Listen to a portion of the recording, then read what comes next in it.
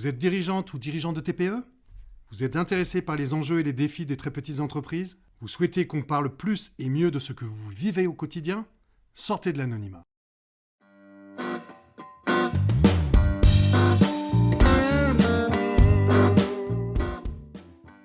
Aujourd'hui, nous allons parler d'un sujet un peu tabou, qui sont les limites professionnelles.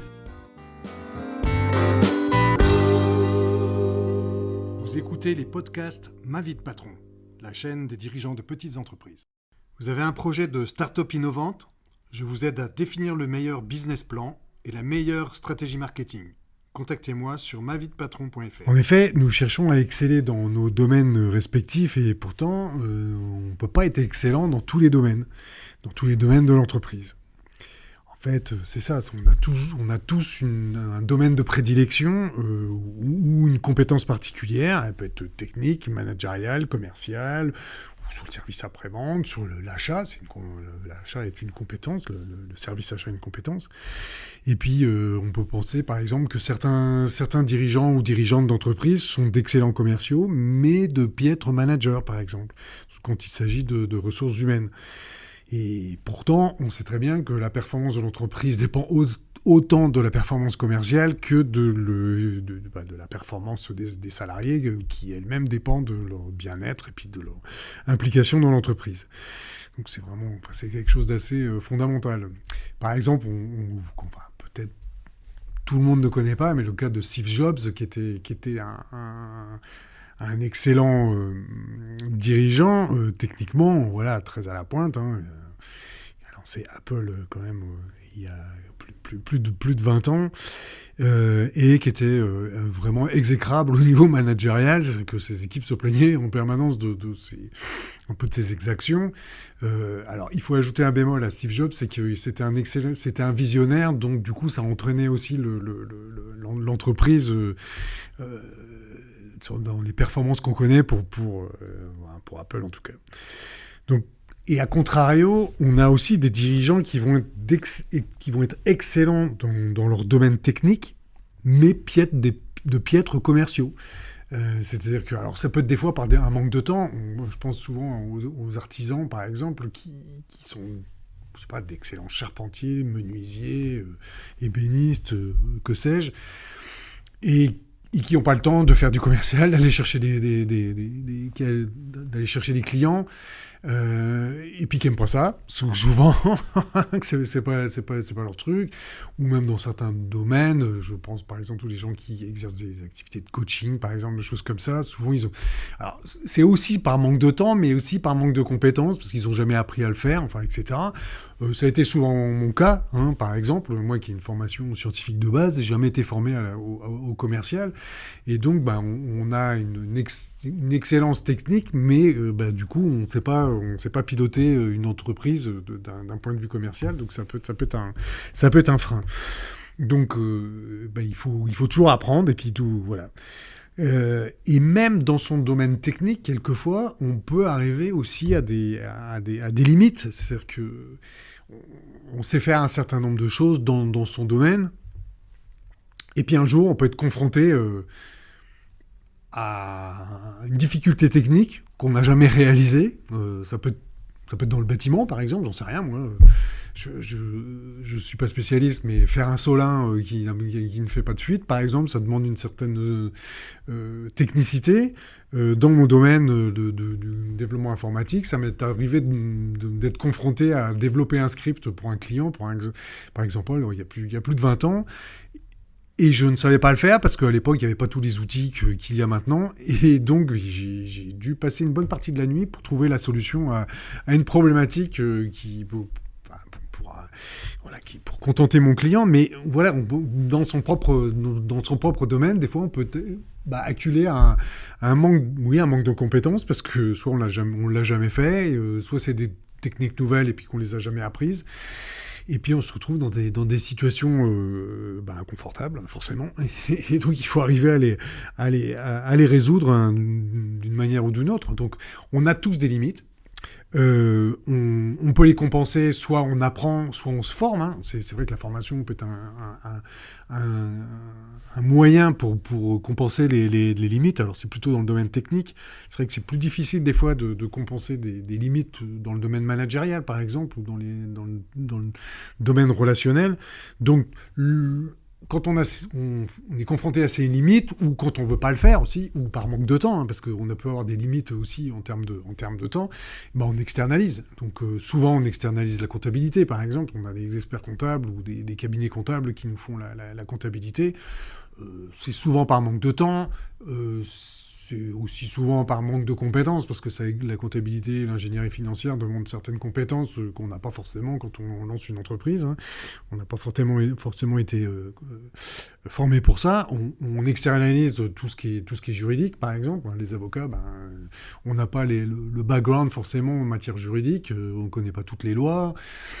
On ne sait pas comment formuler certains contrats, on ne sait pas comment formuler certains baux, enfin peu importe. Enfin, il y a tout un vocabulaire juridique qui fait que on fait appel à des spécialistes pour le coup, parce qu'on n'a pas ces compétences-là. Alors on peut pas forcément toujours le faire, parce qu'en tant que dirigeant ou dirigeante de TPE, on n'a pas forcément l'argent pour tout externaliser, quoi. Ça coûte de l'argent. On voit bien, on peut externaliser la communication, par exemple, mais ça a un certain coût. Et on n'a pas forcément les ressources pour pouvoir se payer ce type de ressources, alors qu'elles peuvent être essentielles. Hein. Si je parle de communication, bien que ce soit notre domaine ou mon domaine, ça permet souvent d'améliorer les ventes, mais bon, on n'a pas forcément les ressources pour le faire. Et souvent, des fois, on essaye de le faire par soi-même. Et donc, c'est là qu'on teste souvent ses limites, quand on essaye de faire les choses par soi-même, dans certains domaines pour lesquels on n'a pas été formé, par exemple, on va vite atteindre ses limites et souvent faire du bricolage. Enfin, j'appelle ça faire du bricolage. Donc, enfin, mon conseil, c'est plutôt quand même d'externaliser sur les choses qui sont vraiment très techniques et qui seront mieux faites par des personnes dont c'est le métier. Alors, il y a aussi des compétences non techniques, comme l'intelligence collective, le relationnel, l'empathie, le dynamisme, l'enthousiasme, enfin, toutes ces qualités qu'on appelle les soft skills, hein, maintenant, enfin, les gens qui sont dans les relations humaines, les ressources humaines nous parlent de ce genre de compétences, de soft skills. Et bien là, ces compétences-là, ça prenne pas forcément en formation, quoique on peut tout apprendre, mais c'est difficile parce que souvent, ces compétences-là, elles dépendent de notre caractère ou de notre tempérament. Donc quelqu'un qui est un peu taciturne, renfermé, il aura moins de compétences commerciales, par exemple, parce que il aura du mal à aller vers les autres. Et pourtant, quand on est dirigeant ou dirigeante d'entreprise, c'est absolument essentiel. Il faut avoir une qualité de relationnel assez importante quand même pour pouvoir développer son entreprise. Donc ça peut être un frein. Hein. Et donc là, on a des limites. Et encore une fois, là, ces compétences-là, on peut difficilement les compenser. On peut s'améliorer, hein, bien sûr, on peut toujours s'améliorer, mais c'est difficile d'aller contre sa nature des fois. Donc c'est pour ça que des fois, on trouve des gens peu sympathiques, par exemple, donc, que ce soit des clients ou des fournisseurs, hein, voilà. Mais ça fait partie du monde humain. Et donc on doit faire avec, mais du coup ça peut constituer des limites et des freins au développement de nos entreprises. Une situation plus embêtante, c'est quand on sent les limites de ses salariés, de ses propres salariés. Et ça, c'est plus embêtant parce que c'est beaucoup plus dur à gérer quand c'est soi-même. Alors évidemment, quand c'est soi-même, on peut se dire on reconnaît pas quand on reconnaît pas quand on a ses limites. Donc, mais bon, ça c'est aussi une question de tempérament pour le coup. Mais quand vous êtes dirigeant ou dirigeante d'entreprise, vous recrutez des salariés, vous essayez de recruter les meilleurs dans leur domaine. Et quelquefois, mais des fois avec le salaire qui est compatible avec la taille de la structure. C'est un peu la quadrature du cercle, et puis c'est un peu ce qui se passe dans les clubs sportifs, par exemple. C'est-à-dire que j'ai dû en parler dans d'autres podcasts, mais quand on est sponsor de clubs de sport collectif comme le basket ici sur Landerneau, par exemple, on sait très bien que c'est un petit club qui peut pas recruter toute meilleure joueuse de basket. Et donc, ça en fait un club qui a des limites, forcément, par rapport à des clubs qui ont plus de moyens et qui vont dominer au moins le championnat de France, puisqu'on est au niveau du championnat de France. Pour les entreprises, c'est un petit peu la même chose, c'est qu'on a des salariés qui sont compétents, hein, c'est pas le souci, mais qui ont des limites parce que leur formation leur a pas permis d'aller au-delà d'un certain type de compétences, hein, aussi, et puis qu'ils ont leurs propres limites aussi par rapport à certaines technicités aussi, hein, ça arrive, et donc souvent, depuis que je dirige une entreprise depuis plus de 25 ans, je vois que de temps en temps, on arrive à une limite. Je vois les limites de certains de mes salariés. Et c'est pas qu'ils soient mauvais, mais ils savent pas tout faire, comme nous. Donc voilà. Et donc, et quelquefois, le souci, c'est que c'est un peu gênant vis-à-vis des clients. Qu'on leur dit, par exemple, on leur vend une prestation, on dit on va vous faire ça, il n'y a pas de souci, mais du coup, le salarié qui va réaliser la prestation, il n'est pas capable. Parce qu'à un moment donné, il n'est pas capable, parce qu'il n'a pas les ressources pour, quoi, tout simplement, à un moment donné. Et ça, c'est vraiment terriblement embêtant, parce que du coup, vous êtes vraiment dans une position très très inconfortable vis-à-vis du client. Et ça m'est arrivé plusieurs fois, mais une fois par exemple, on a voulu réaliser une vidéo en 3D, donc sur un domaine très très pointu en sciences. Et du coup, le salarié en question n'avait pas les capacités au moment où on a décidé de faire ça, de réaliser cette prestation-là, en tout cas dans les délais convenus. Et moi, je vais pas anticiper les limites en fait de ce salarié, donc j'étais aussi fautif, hein. Et malheureusement on s'est un petit peu enferré, quoi, parce que dans cette réalisation, fort heureusement on a trouvé les moyens, on s'est bougé pour la faire, mais ça aurait pu être dramatique, et je pense que ça arrive assez souvent dans le monde, dans l'entreprise, et je pense que ça arrive aussi pour des entreprises plus importantes, hein, pour des entreprises de taille assez importante, où ils s'engagent sur des chantiers qu'ils n'arrivent pas à réaliser, parce que peut-être qu'en interne, ils n'ont pas les équipes qui sont préparées pour les faire, hein. Je peux parler de bâtiments, par exemple, où il y a des vis de forme, par exemple, sur les bâtiments, ou, encore une fois, dans le domaine logiciel, hein, combien de fois il y a des ministères qui ont été équipés avec des logiciels qui ne fonctionnaient pas.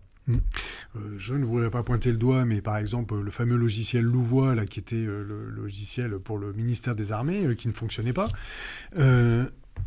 Alors, est-ce que... Je ne sais pas à qui incombe la faute. Est-ce que c'était le ministère qui n'a pas donné toutes les recommandations ou le cahier des charges à l'entreprise pour faire développer le logiciel, ou si c'est l'entreprise qui n'avait pas les compétences, toutes les compétences pour mener à bien ce projet? Ça, je pourrais pas le dire, mais on voit bien qu'il y a des limites. On sent des limites à le développement de certaines prestations. Et puis alors, ça c'est une autre limite que finalement je me suis imposée, mais je pense que j'ai des collègues qui sont un peu dans la même situation, c'est que j'ai toujours pensé qu'il fallait que je sois capable de faire ce que mes salariés réalisaient. Donc au moins que je l'ai eu fait avant. Et en fait, c'est une mauvaise idée, parce que d'une part, les techniques, les technologies évoluent, il y a des nouvelles choses qui arrivent, donc vous pouvez pas être performant sur des technologies qui sont nouvelles, par exemple. Alors, vous pouvez toujours les apprendre, hein, il n'y a pas de souci, mais du coup, vous pouvez plus exercer votre métier de chef d'entreprise ou de chef d'entreprise, et donc, et puis vous ne pouvez pas tout savoir faire. Donc, par contre, en tant que dirigeant ou dirigeante d'une entreprise, j'ai une idée j'ai quand même pratiqué dans à peu près tous les domaines des métiers de mon entreprise, parce que ça me permet d'avoir une vision et puis de savoir ce qu'on est capable de réaliser, et donc du coup de tester aussi ou de savoir les limites de mes salariés. Donc c'est important, parce que je suis obligé de faire avec aussi. Et donc je ne suis plus capable de réaliser certaines choses. Voilà, avec le temps, autant je l'ai réalisé, j'en réalisais certaines prestations au départ quand j'ai démarré mon activité, mais maintenant c'est plus capable. Mes salariés sont bien meilleurs que moi dans leur domaine, et donc il faut que je les laisse réaliser ce qu'ils ont à réaliser. Donc voilà, en fait, voilà, c'est une autre limite finalement que je me suis imposé un peu de façon un peu subliminale, et donc qu'il ne faut pas s'imposer parce qu'on peut pas tout faire. Alors, il y a aussi d'autres types de limites. J'ai parlé de qualité, de soft skills, et puis finalement de compétences qui ne sont pas de l'ordre technique, qui sont plus des compétences relationnelles, par exemple. Et je sais qu'on a besoin de ces compétences relationnelles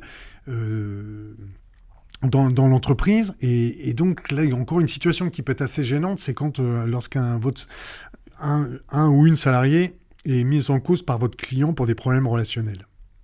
Et ça, c'est très embêtant parce que du coup, vous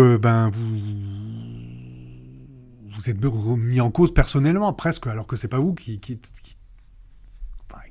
est en cause dans la mauvaise relation avec votre client. Et ça arrive de temps en temps, quand le client, par exemple, vous demande j'aimerais ne plus travailler avec un tel parce que ça s'est mal passé, ou voilà, des fois il y a des incompatibilités, hein, ça arrive. Et puis que les salariés, ils ont des tempéraments aussi qui sont pas forcément, exposés enfin exposables, on va dire, aux clients, donc qui n'ont pas forcément le lieu d'exercer du relationnel. Malgré tout, c'est quand même assez difficile de rester planqué derrière un ordinateur et un bureau. Donc, à mon avis, hein, quel que soit le métier. Donc ça, c'est vraiment très très embêtant parce que du coup, moi, je me sens souvent affecté par ça alors que j'ai pas à être affecté. Pour l'instant, c'est pas de mon fait, mais en tant que responsable, et souvent les clients me le pointe bien du doigt en disant en tant que responsable, vous devez intervenir parce que du coup la relation s'est mal passée avec tel ou tel salarié. Et vous êtes bien obligé d'assumer cette remise en cause. Donc ça fait partie des limites qu'il faut appréhender, qu'il faut gérer. Et donc, même si vous n'avez commis aucune faute ou commis aucune bévue, hein, mais vous êtes responsable. Donc alors j'ai du mal à encaisser ce genre de choses parce que vous n'êtes pas directement impliqué, mais néanmoins, voilà. Donc du coup, dans une entreprise, c'est des choses qui arrivent. Alors évidemment, la formation, on peut se dire que la formation peut compenser toutes ces limites. On peut former les gens à la relation client, on peut former les gens à des techniques, quelles que soient des techniques, quel que soit son domaine d'activité. Ça, il y a tout plein de formations partout qui permettent ça et de s'améliorer. Mais la formation ne peut pas toujours améliorer certaines situations, notamment en ce qui concerne les soft skills, parce que du coup, ça dépend tellement du caractère et du tempérament. Donc, on peut discuter, on peut s'améliorer. Voilà, que ce soit nous en tant que dirigeants ou dirigeantes, ou en tant que salariés, on peut pointer du doigt certains comportements ou des choses comme ça, s'ils sont acceptés. Mais du coup, des fois aussi, un peu pour terminer sur cette considération, c'est que des fois, il faut faire attention aussi en termes de compétences. Alors là, je parle plus de compétences techniques. Il faut faire attention à ne pas confondre la compétence et le talent. Parce que quelquefois, il y a un fossé entre être compétent pour quelque chose. On va dire un artisan, il va être un très bon artisan, il va faire les choses de façon très sérieuse et ça va fonctionner, ça va marcher, il n'y aura pas de fuite, ça va tenir, c'est solide, peu importe. Et le talent, qui est quelque chose au-dessus. Et il y a des gens qui ont du talent. Alors le talent, ça se travaille aussi, hein. Ça vient pas tout seul. Mais il y a vraiment une différence. Et des fois, on n'a pas forcément tous les talents. Nous-mêmes, on n'est pas forcément talentueux dans le domaine qu'on exerce. Et donc, on ne peut pas attendre la même chose forcément de ces salariés. Alors en conclusion, savoir appréhender et définir ses limites en tant que dirigeant, ça permet de définir mieux, à mon avis, le positionnement de l'entreprise, sa vision et ses missions. Par contre, définir les limites de ses salariés, ça permet de mieux définir les offres de l'entreprise vis-à-vis de ses clients. Vous avez un projet de start-up innovante ? Je vous aide à définir le meilleur business plan et la meilleure stratégie marketing. contactez-moi sur maviedepatron.fr. Les TPE représentent 1 million de dirigeants d'entreprise. Il était temps qu'on parle de ces femmes et de ces hommes qui produisent une partie non négligeable des richesses de ce pays. Je vous dis donc à bientôt pour d'autres podcasts sur les TPE.